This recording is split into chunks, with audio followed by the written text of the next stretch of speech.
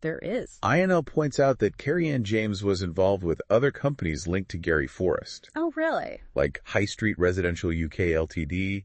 And Kent Street HSG Ltd. And what happened with those companies? Both were dissolved quickly under her administration with seemingly very little scrutiny.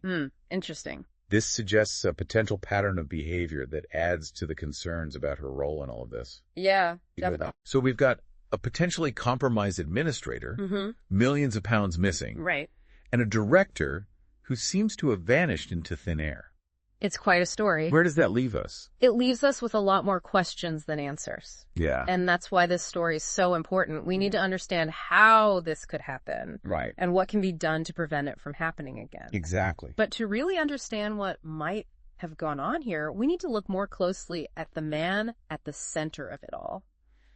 Gary Forrest. All right, so to understand Carrie Ann James's role, we need to understand the person at the center of this whole operation, Gary Forrest. Right. Who is he, and what role did he play in all of this? He was the director of High Street Group and the architect of this whole loan note scheme. Okay. He's the one who convinced investors to part with their money, promising them big returns from property investments. And INL suggests that Carrie Ann James was one of his key enablers. Exactly. Yeah. They believe that through her actions or inactions, James allowed Forrest to operate with a level of freedom that ultimately hurt the investors.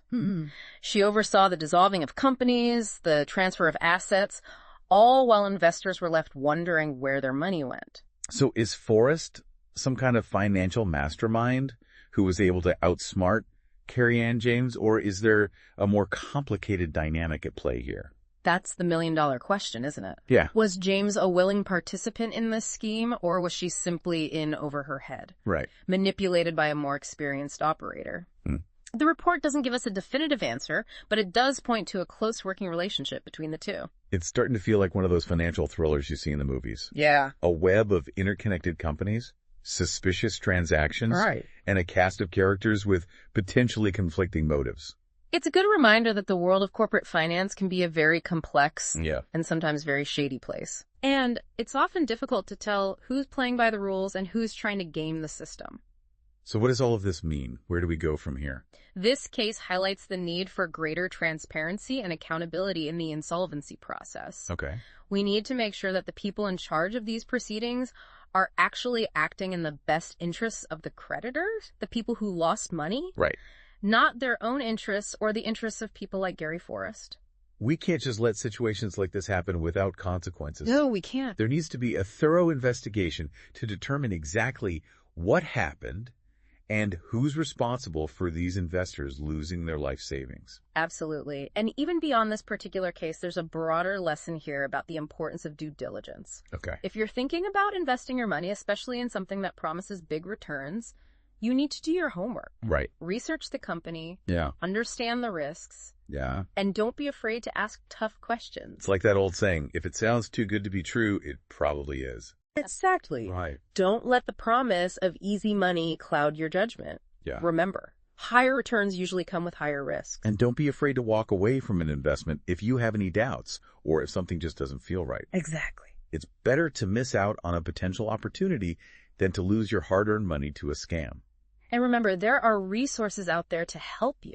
Oh, okay. Organizations like INL are dedicated to exposing corporate misconduct and fighting for the rights of investors. Don't hesitate to reach out for help if you have concerns. It's all about being informed and being proactive. Right. Knowledge is your best defense against these kinds of schemes. It really is. Okay, so we've talked a lot about the specifics of this case. We have. But I want to take a step back and look at the bigger picture. Okay. What are the implications of this case for the insolvency profession as a whole? I mean, Carrie Ann James was a former president of the Insolvency Practitioners Association. This case has definitely sent shockwaves through the industry. It's raised serious questions about how effective self-regulation is and whether enough is being done to prevent conflicts of interest. Being the president of the association, that's a pretty big deal, right? Absolutely. Yeah. It's a position of authority and influence within the profession. Right. And that's why this case is so damaging. It undermines public trust in the entire insolvency process. Yeah. And makes people wonder if professional bodies are doing enough to hold their own members accountable. So what needs to change? That's a good question. What kind of safeguards could be put in place to prevent something like this from happening again? Well, there are a few key areas that need to be addressed. Okay. First, we need stronger oversight of insolvency practitioners. Okay. This could involve more rigorous background checks, mandatory continuing education, and stricter enforcement of ethical guidelines. It's about making sure that the people in these positions are not only qualified, Right. but also have a proven track record of ethical behavior. Exactly. We also need greater transparency in the insolvency process itself. Okay. That means making information about asset valuations, transactions, Yeah. and creditor distributions more readily available. So investors can actually see what's happening with their money Yes. and hold the insolvency practitioners accountable. Precisely. Yeah.